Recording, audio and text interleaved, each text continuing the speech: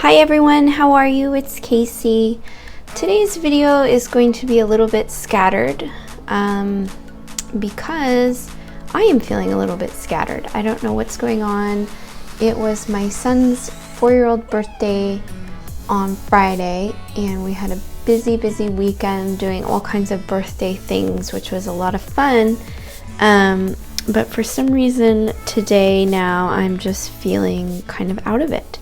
It's also very hot here right now in the high 80s, 90s, and for us that's pretty hot. So I don't know what's going on. So I have a couple things to show you and talk about, and that's going to be kind of our video for this week. So the first thing is, as you know, Blythe vs. Blythe is starting next week. It is starting August 1st. This is the 6th event. We are in our 2nd year of Blythe vs. Blythe. If you don't know what it is, it's like an online Blythe convention.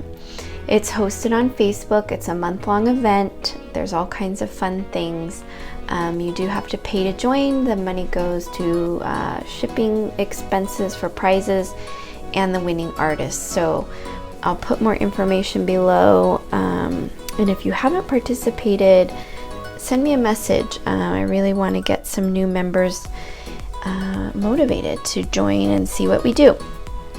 So with that said, another part of the event are live demos. And the live demos happen usually on Sundays.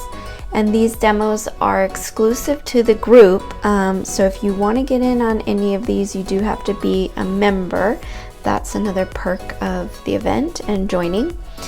And one of the demos is going to be about modifications. And the event itself, the theme will be announced August 1st, the official theme of the group. There's always a theme, but we kind of are always celebrating something as well. So like the last event we celebrated boys, one of the events we celebrated Midi Blythe. So this event is going to celebrate modifications and monsters. So a lot of times when making a monster, we want to make modifications like teeth and horns and all kinds of things. So part of that is needing the epoxy that goes onto the faceplate to make different features. But after we make those features, and I did a video a while back about epoxy, and I talked about my issues with covering the clay with paint. And most artists, all artists who do modifications, use a airbrush to then paint the doll. So I bought an airbrush and I've had it sitting here for several months. I have not even had time to open it, but one of the demos is going to be me talking about airbrush. So I really need to get it out and start working with it so that I can show you all how to do it. So if you're new to airbrush, I am new as well. And so today we're going to just open the components of an airbrush and look at it together. And then I might do a little bit on this channel with it soon, but probably not at least until after the event. So if you want to follow along and learn as we all learn, consider joining Blythe vs. Blythe. Live demos, you don't have to be there. If you can't be there at the time the demo happens on the group, it's saved to the group forever. So if you're a member, you can come back and watch it at any time. So you don't have to be there. So there's two parts, I understand, of an airbrush: the actual airbrush and the compressor that makes the air go through the brush to spray the paint on whatever you're doing. So you do need both. It's not always super clear that you need both when you're looking online, but you do. You can't just buy the brush, as far as I know. And again, I just want to say right off the bat, I don't know what I'm doing. We are learning together. So, you know, if I say something that's incorrect, don't yell at me, please. Just write in the comments the correct information. So I researched brands and found this one, Iwata, to be one of the most recommended based on what I want to do. So with airbrushes, like anything, there's all kinds of options. And so you don't want to just buy any old airbrush. You want to look at the specifications. But basically, the differences, the way that I understand it, is a lot of the differences have to do with the area that you're trying to cover. So a larger area would be a different type of brush, or if you're trying to do fine lines, that might be a different type of brush. But for dolls, basically all I want to do is be able to create a flesh tone surface across the faceplate. So if I have a faceplate and I add epoxy clay, like say to make the cheeks chubbier, you then need to spray the entire plate with color, because the epoxy is not the color of the faceplate, and you need a uniform skin color to get started with. So, and that's all I really plan to do. I don't really plan to use airbrush to add, say, blush or other features. Maybe in the future, as I get better, I will. But right now, that's my main purpose. So it's not a fine line, it's not a large surface. So most airbrushes, from what I could tell, will do that. But as you can see, they have different lines. So it definitely is going to be a learning experience and fun to understand. So there's only a small instruction booklet to get you started. So begin by attaching the end of the airbrush hose. So that's thing to look for. Included with some models or sold separately.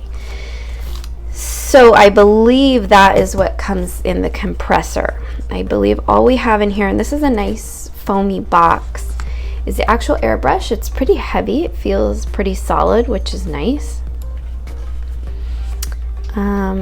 This looks like a type of tool, maybe. And then some lube. Not sure what we do with that yet.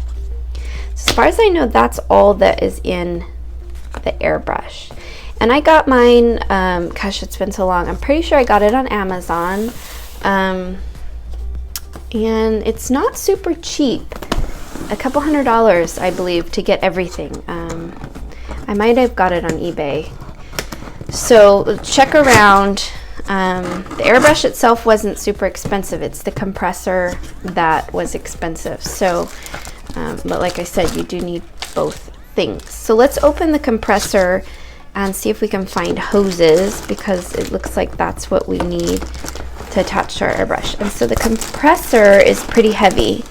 It's packed in here pretty tight.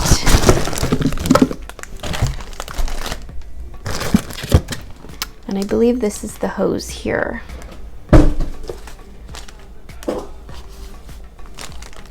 So let's take everything out.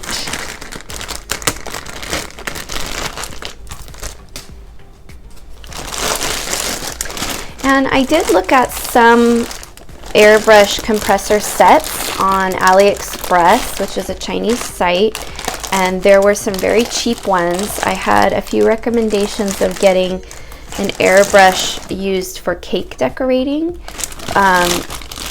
because they're cheaper. However, after reading a lot of reviews, it seemed a little bit hit or miss on how long they would last. So you might get one and try it out. I mean, they were extremely cheap compared to this.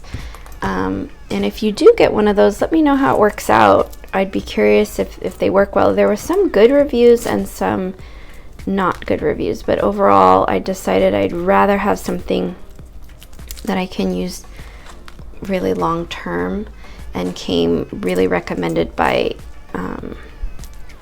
full-time artists. So anyway, I believe this is the hose. And that's our little compressor. So let's look at the instructions again. So the compressor comes with its own packet. Looks like it has some extra hose components, some kind of foamy thing. But let's look at our airbrush 1st. So it says, begin by attaching the small end of the airbrush hose to your airbrush. So that would be this one.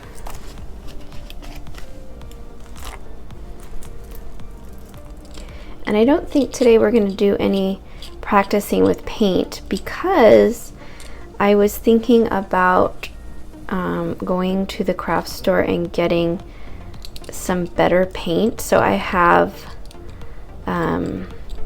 cheap acrylics, but one of the main things, and this isn't going on, but one of the main things that I learned when I was reading about airbrushes is that the hardest thing with the airbrush is to keep it clean because the paint can get clogged inside, and if it gets clogged inside, that's what will make it stop working.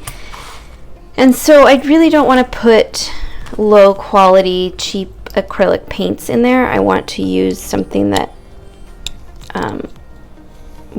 will be better.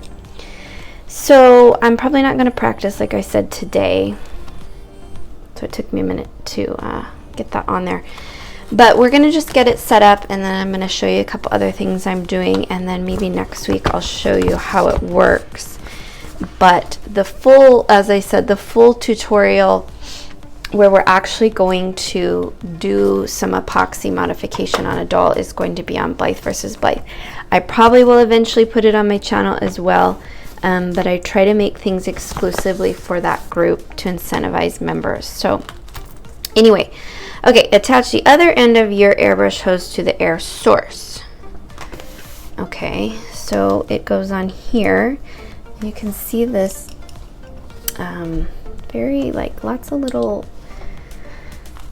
looks like a little science machine. I'm assuming that is here.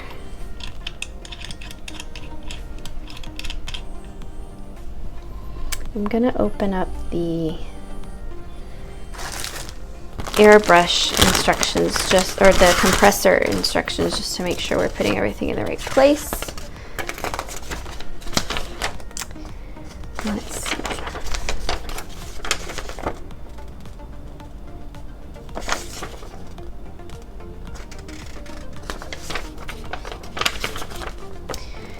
So yes, that would be the air outlet. Looks very complex. I hope you don't have to take any of this stuff apart. And this is the handle, but I don't know how, oh, there it goes. So that's kind of nice. It has a little handle on it, which is helpful. The on and off button is back here. And it's got that nice little handle. So that's really it. So setting it up is pretty simple, seems like. The instructions that I have here are saying, okay, once you have it hooked up to the air, if your airbrush has a cup with a lid, remove it by pulling it off. So we have the cup model. So from what I understand, there are two ways the paint gets in there. You either put the paint down in here, or you have the type where it goes in a little cavity there. But that's not the one that I have. I have this one with the cup. And so you'll fill it up there, put the lid on, and again, as far as what I understand, is you water down the paint, so you don't put straight acrylic paint in here. It's watered down. But that is kind of the part I'm not really sure, is how you know how much to water it down. So once you have your paint in there, you turn it on, and this is the button that will make it spray.